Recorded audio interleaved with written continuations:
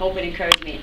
And the whole idea is that, when I do come in contact with any form of someone that has a bipolar or any tormented, they want to get off the streets. They come into this office, they come into our office asking for help to get off the streets. And then once again, we was talking off camera of how we can collaborate together to see about how we can make that happen to service. So that's another entity, but they don't want to be on the streets. Many of them don't, and then the reality is, many of them do. Of course they do, because they're still dealing with the drug addiction, and their self-medication is making it comfortable. The drug addiction is what anchors them, right, and anchors them here, right. And they can't leave, and they don't want to leave because they want to be high. Exactly. And once again, it's they need a push to be pushed to that area, that place where they can decide to get help for themselves. And now, with a lot of changes in the laws, there is no more pushing. They pretty much do what they want. There's no consequences, and now there's no incentive for them to try to do anything else but stay here and self-medicate on things that are destroying them and putting them in danger. Okay, well, we can talk. This is an issue that's really, really big, and I thank you for your opinions, and it's very well understood, and I totally can come in agreement and understand your views. But let's talk about the homelessness in a whole. What's your perspective on that? The homeless as a whole, I want to tell you, I care about every individual here. My philosophy when I put this star on and became the lead officer to try to help this community was this: create an environment conducive to change so that the diligent service providers like yourself, the missions, the SROs, the Skid Row Housing Trust, those dedicated individuals, real heroes, can have a stronger influence over the community than the gangsters who were flooding this community preying on it. That was my goal. And it was done through a three-pronged approach. Yes, enforcement was very important. You had to send a message that no, you can't sell drugs in front of a mission or a drug program. Okay. Had to send them. You can't just do what you want to do because it's getting people killed out here. In 2005, we had 93 human beings die in a 50-block radius in Skid Row here. Okay, that's like a third world country, right? Right.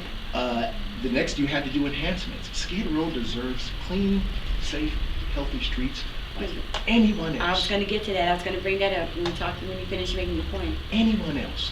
And for some reason, it's become the dumping ground for everywhere in the county. Not only do they dump their humans, which is just horrible, they dump their food, their clothes, their furniture they don't want. And unfortunately, the folks on the sidewalk collect it all, hoard it up, and turn it into sidewalk condominiums where narcotics, guns, and weapons are stored. And it's just a really horrible scene. And the people who live in SROs and Skid Row Housing Trust locations, they want the same thing any other community. And then I was going to get to that. I mean, it's like I was going to ask you, when at the end, where do you see Skid Row in the future? But as far as the homelessness, it's about changing the cultural environment, changing the environment. Give us clean streets. Give us, the same conditions. If you walk from here up to Broadway, you'll see a whole cultural change.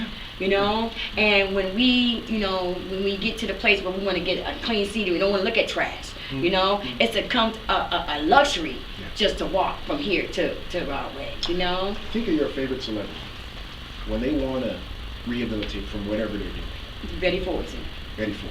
Malibu, Passages, they're doing yoga, their courses running around, all to get them away from the temptation to drink. Now, Skid Row is a recovery zone. Exactly. 107 programs designed to help people with a variety of issues. But these folks have to get help in the middle of a drug bazaar, where the drug dealer is often standing outside the program and inside the program. Let me tell you a quick story if you don't mind. No problem. I had a friend of mine who it took me 2 years to convince her to go to the mission and try to get clean. She didn't go to the mission like I said, but she did end up getting clean. She took my advice and she got clean away from Skid Row. That's good. Thank God. Now, she came back 6 months later to celebrate. She said, Joseph, I just want to tell you thank you. What you said made sense. I changed my life. I'm back with my family. Fantastic. Now I'm going to go down to San Juan and celebrate. I said, baby, look, don't go down. Right. Get back in your car and go back to where you came from. God did not send you back here. No, God put it on my heart. And I know her heart was in the right place. She got down to the middle of 600 block of San Juan. As soon as she passed by land, a crack addict who was also selling drugs for the dope man walked up to her and blew crack smoke in her face. She relapsed and never left.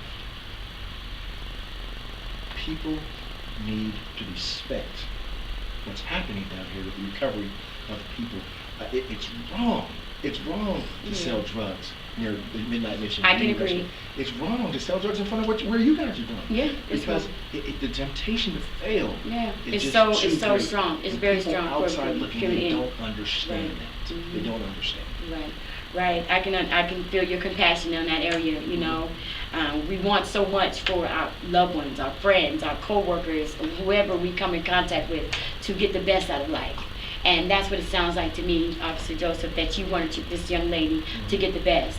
You know, but we, you know, being a case manager, substance abuse counselor, you know, and a recovering addict myself, you know, the disease is always centered in our thinking. Yeah. And we always got to stay from you know, familiar surroundings, people, areas, all of that. And we have to take responsibility, you know. And so don't hold yourself, you know, have the compassion, continue to uplift and encourage anyone to get, you know, recovery. We can't just fall short on that. And I understand, and I'll make a point, but just on, I totally understand I believe in responsibility. Rehabilitation, in my mind, is 100% up to the individual, unless they suffer from mental illness where they need help. Right.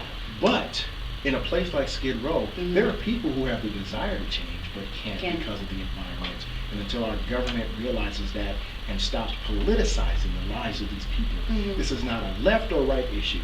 This is a human issue. Right. And we all, police, service providers, we gotta work together in truth. In truth, not agenda. Exactly. And then also too, you know, we got to look at the reward system of becoming recovering too. You know, I mean, here it is. If I sit up here and I go through the ropes, I go through the union rescue missions, I go and go to the wine guards, and then when I finish going through the wine guards, what am I going to get? An SRO with one single room occupancy where it's hot. You know, that brings me outside of the environment because it's too hot to be inside. I have a refrigerator that's this big that I can't really store my food.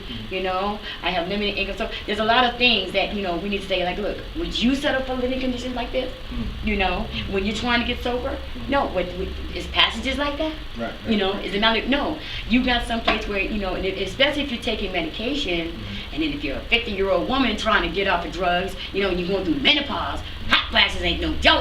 You know what I mean? I totally understand that. Like I said, yeah. SRO, I think the people who work for them, SROs, I think they're wonderful. They're wonderful, yeah. And it's not knocking them. They're trying to help everybody. Exactly. But the issue that they struggle with, same thing as the mission struggle with, and I'm sure you may struggle with, is that when you're trying to help a lot of people, and like I said, the temptation fails outside and inside your door. That's a struggle.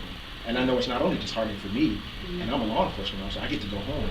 But for these individuals, many case managers in Skid Row live in Skid Row, and they've expressed to me, Joseph, we want this to change. Yeah, that's but all. That's all. They don't get heard by the media. Right. Nobody. All they want to do is sensationalize the cops versus the homeless. Yeah. Cops versus the homeless versus the missing, and that is like ridiculous. None of that is helping. The truth is going to help. Right. Not sensationalizing. Exactly. Women of work.